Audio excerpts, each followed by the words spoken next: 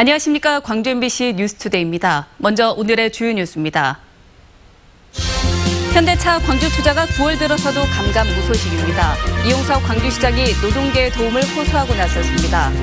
광주 도시철도 2호선 공론화위원회가 우여곡절 끝에 구성됐지만 지하철 방식에 반대하는 시민 모임과 갈등의 불씨는 여전합니다.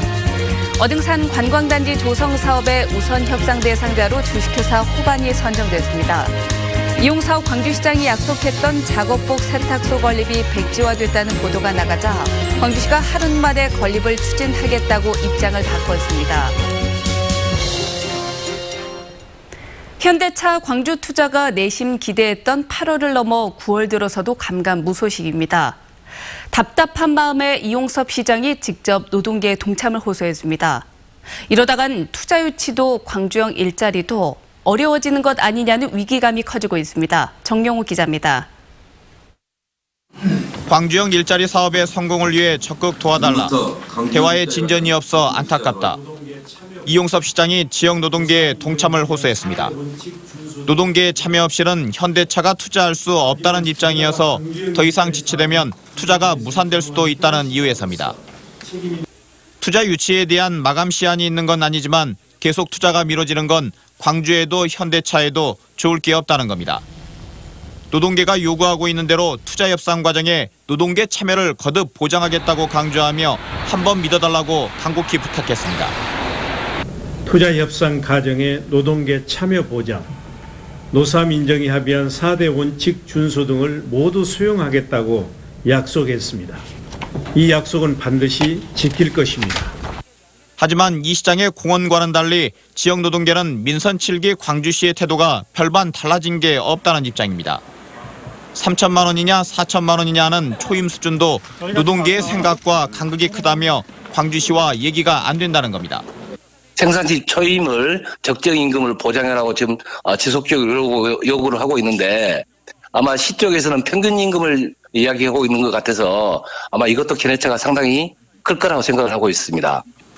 한국노총 광주본부는 다음 주에 회의를 열고 이 시장의 호소를 어떻게 받아들일지 논의합니다. 하지만 상호 신뢰가 마련되지 않고서는 긍정적인 결과를 예측하긴 어려운 상태입니다. MBC 뉴스 정용기입니다. 광주 도시철도 2호선 공론화위원회가 우여곡절 끝에 구성됐습니다. 최영태 시민권익위원장은 광주시와 시민단체 협의회가 최종 중재안을 수용함에 따라 중립적인 인사 7명으로 공론화위원회를 구성했다고 밝혔습니다. 위원회는 오늘 17일부터 활동을 시작해서 11월 10일까지 최종 결론을 도출할 방침입니다. 하지만 중재안을 사실상 거부했던 사람중심 미래교통 시민 모임은 향후 모든 책임은 광주시와 권익위가 져야 한다며 강력한 대응을 예고했습니다. 어등산 관광단지 조성 사업의 우선 협상 대상자로 호반이 선정됐습니다. 광주시는 이에 따라 호반이 제출한 사업 계획서를 기초로 60일간의 협상을 거쳐서 협약을 체결할 예정입니다. 사업이 계획대로 추진되면 어등산은 2023년에 시민 휴식 공간으로 재탄생하게 됩니다. 이용석 광주시장이 후보 시절 약속했던 근로자 작업복 세탁소 건립을 광주시가 백지화했다는 소식 전해드렸죠. 법적 근거도 없고 예산도 없어서 못하겠다던 광주시가 하루 만에 입장을 바꿨습니다. 송정근 기자입니다. 이용석 광주시장이 후보 시절 보도자료까지 배포하며 건립을 약속했던 근로자 작업복 세탁소. 하지만 광주시는 법적 근거가 없고 예산이 없다는 이유로 세탁소 건립을 하지 않기로 결정했습니다. 그런데 어찌된 일인지 광주시는 보도가 된 지 하루 만에 입장을 정반대로 바꿔 세탁소 건립을 추진한다는 방침을 밝혔습니다. 업무 인수인계 과정에서 제가 잘못됐다는 것을 인정하고요. 계속 추진하겠습니다. 근거가 없다던 법적 근거는 근로자 발전 지원에 관한 조례를 토대로 마련하고 하남산단 관리공단 등 3개 기관과 다음 달까지 기초조사를 마치겠다고 말했습니다. 광주시는 산단 근로자들이 작업복을 세탁하는 데 어려움을 겪고 있다는 것에 공감한다며 중금속 발생업체 실태조사와 수요조사 등을 진행할 계획이라고 밝혔습니다.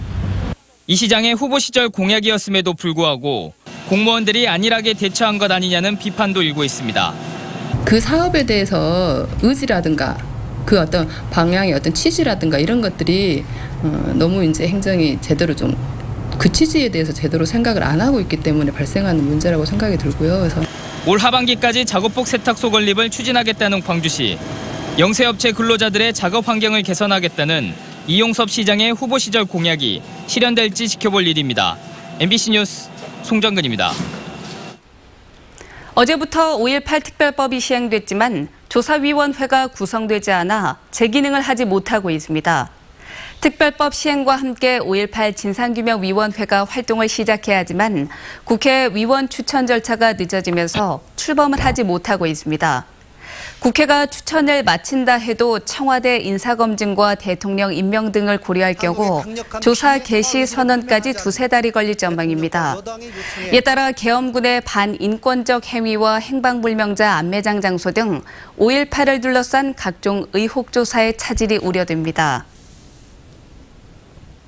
이영석 전 민주당 광주시당 위원장이 민주당의 최고위원으로 지명됐습니다. 민주당은 그동안 공석이었던 지명직 최고위원으로 이영석 전 시당 위원장과 이수진 전 전국 노동위원장을 임명했다고 밝혔습니다. 민주당은 최고위원 중에 호남을 기반으로 한 위원이 없다는 점에서 이 위원장을 지명했다고 설명했습니다. 영광의 한 모텔에서 여고생이 숨진 채 발견돼 경찰이 수사에 나섰습니다. 여학생과 함께 있던 남학생 2명을 경찰이 붙잡았는데 집단 성폭행 혐의를 두고 수사하고 있습니다. 남궁욱 기자입니다. 여고생 16살 강모양이 영광의 한 모텔에서 숨진 채 발견된 것은 지난 13일 낮 4시쯤입니다. 청소를 하러 방에 들어간 모텔 주인이 여학생이 쓰러져 있는 것을 보고 경찰에 신고했습니다. 여학생은 방에 옆으로 누워 있었고 특별한 외상은 없었던 것으로 전해졌습니다. 4시 때까지 안 나가네. 그래서 내가 올라갔어. 그래서 발을 이렇게 잡은 게는 빳빳하고 자디차. 당일 새벽 여학생이 다른 두 학생과 모텔에 들어온 것을 CCTV를 통해 확인한 경찰이 추적에 나서 17살 백모군과 정모군 등 고교생 2명을 긴급 체포했습니다. 이들은 경찰 조사에서 편의점에서 산 술을 강량과 함께 마시고 성관계를 가졌다고 진술했습니다. 술에 취한 여학생을 두고 먼저 나오긴 했지만 살해한 것은 아니라고 강력하게 부인하는 것으로 알려졌습니다. 경찰은 부검을 통해 정확한 사인을 규명하는 한편 집단 성폭행 혐의에 대해서도 수사할 계획입니다. MBC 뉴스 남궁욱입니다. 지난 4월 광주 수안지구에서 발생한 집단 폭행 가해자들에게 검찰이 징역 3년에서 12년을 선고해달라고 재판부에 요구했습니다. 어제 열린 결심 공판에서 검찰은 특수 중상해 등의 혐의로 기소된 31살 박모 씨 등 9명에게 징역 12년과 징역 10년, 징역 3년 등을 각각 구형했습니다. 이들은 지난 4월 30일 새벽 광주시 수안동의 한 술집 도로에서 택시 승차 문제로 시비가 일었던 일행 4명을 무차별 폭행한 혐의로 기소됐습니다. 어제 오후 4시 10분쯤 광주시 서구 치평동의 한 오피스텔에서 혼자 살던 52살 박모 씨가 집에서 목을 매 숨져 있는 것을 건물 관리인이 발견해서 경찰에 신고했습니다. 경찰은 박 씨가 오피스텔 관리비를 지난 몇 달간 내지 않았다는 건물 관리인의 진술을 토대로 경제적 어려움 때문에 스스로 목숨을 끊은 게 아닌가 보고 유족들을 상대로 자세한 원인을 조사할 계획입니다.